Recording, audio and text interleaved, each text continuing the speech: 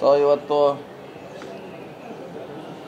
ಮಾಜಿ ಪ್ರಧಾನಿಗಳನ್ನು ಕಳ್ಕೊಂಡಿದ್ದೇವೆ. ಡಾಕ್ಟರ್ ಮನಮೋಹನ್ ಸಿಂಗ್ರನ್ನು. ಅವರೊಬ್ಬರು ಆರ್ಥಿಕ ತಜ್ಞರಾಗಿ ಮುಂಚೆ ಕೆಲಸ ಮಾಡಿದವರು.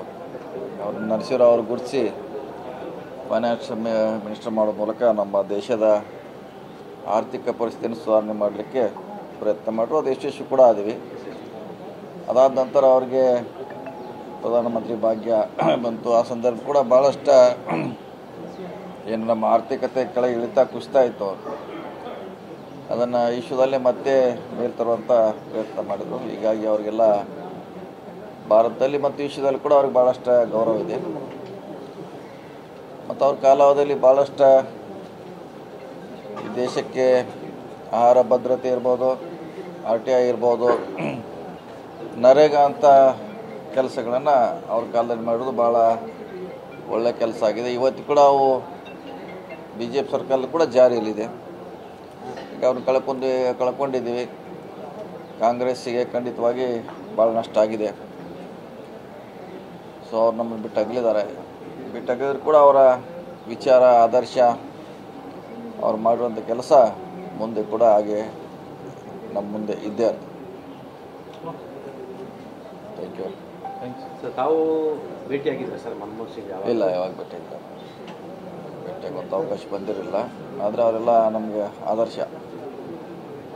ಅವ್ರ ಕಾಲಾವಧಿಯಲ್ಲಿ ಭಾಳಷ್ಟು ಒಳ್ಳೆಯ ಕೆಲಸ ಆಗಿದೆ. ಇವತ್ತು ಮಾಜಿ ಪ್ರಧಾನಿಗಳನ್ನು ಕಳ್ಕೊಂಡಿದ್ದೇವೆ. ಡಾಕ್ಟರ್ ಮನಮೋಹನ್ ಸಿಂಗ್ರನ್ನು. ಅವರೊಬ್ಬರು ಆರ್ಥಿಕ ತಜ್ಞರಾಗಿ ಮುಂಚೆ ಕೆಲಸ ಮಾಡಿದವರು. ಅವ್ರನ್ನ ನರಸಿಂಹರಾವ್ ಅವರು ಗುರುತಿಸಿ ಫೈನಾನ್ಷಿಯಲ್ ಮಿನಿಸ್ಟರ್ ಮಾಡೋ ಮೂಲಕ ನಮ್ಮ ದೇಶದ ಆರ್ಥಿಕ ಪರಿಸ್ಥಿತಿಯನ್ನು ಸುಧಾರಣೆ ಮಾಡಲಿಕ್ಕೆ ಪ್ರಯತ್ನ ಮಾಡಿದ್ರು. ಅದು ಯಶಸ್ವಿ ಕೂಡ ಆದ್ವಿ. ಅದಾದ ನಂತರ ಅವ್ರಿಗೆ ಪ್ರಧಾನಮಂತ್ರಿ ಭಾಗ್ಯ ಬಂತು. ಆ ಸಂದರ್ಭ ಕೂಡ ಭಾಳಷ್ಟು ಏನು ನಮ್ಮ ಆರ್ಥಿಕತೆ ಕೆಳಗೆ ಇಳಿತಾ ಕುಸಿತಾ ಇತ್ತು. ಅದನ್ನು ವಿಶ್ವದಲ್ಲೇ ಮತ್ತೆ ಮೇಲ್ ತರುವಂಥ ಪ್ರಯತ್ನ ಮಾಡಿದರು. ಹೀಗಾಗಿ ಅವರಿಗೆಲ್ಲ ಭಾರತದಲ್ಲಿ ಮತ್ತು ವಿಶ್ವದಲ್ಲಿ ಕೂಡ ಅವ್ರಿಗೆ ಭಾಳಷ್ಟು ಗೌರವ ಇದೆ. ಮತ್ತು ಅವ್ರ ಕಾಲಾವಧಿಯಲ್ಲಿ ಭಾಳಷ್ಟು ಈ ದೇಶಕ್ಕೆ ಆಹಾರ ಭದ್ರತೆ ಇರ್ಬೋದು, RTI ಇರ್ಬೋದು, ನರೇಗಾ ಅಂತ ಕೆಲಸಗಳನ್ನು ಅವ್ರ ಕಾಲದಲ್ಲಿ ಮಾಡೋದು ಭಾಳ ಒಳ್ಳೆಯ ಕೆಲಸ ಆಗಿದೆ. ಇವತ್ತು ಕೂಡ ಅವು BJP ಸರ್ಕಾರ ಕೂಡ ಜಾರಿಯಲ್ಲಿದೆ. ಈಗ ಅವ್ರನ್ನ ಕಳ್ಕೊಂಡಿದ್ದೀವಿ. ಕಾಂಗ್ರೆಸ್ಸಿಗೆ ಖಂಡಿತವಾಗಿ ಭಾಳ ನಷ್ಟ ಆಗಿದೆ. ಅವ್ರು ನಮ್ಮನ್ನು ಬಿಟ್ಟಾಗಿದ್ರು ಕೂಡ ಅವರ ವಿಚಾರ, ಆದರ್ಶ, ಅವ್ರು ಮಾಡಿರುವಂಥ ಕೆಲಸ ಮುಂದೆ ಕೂಡ ಹಾಗೆ ನಮ್ಮ ಮುಂದೆ ಇದ್ದೇ ಇರ್ತದೆ.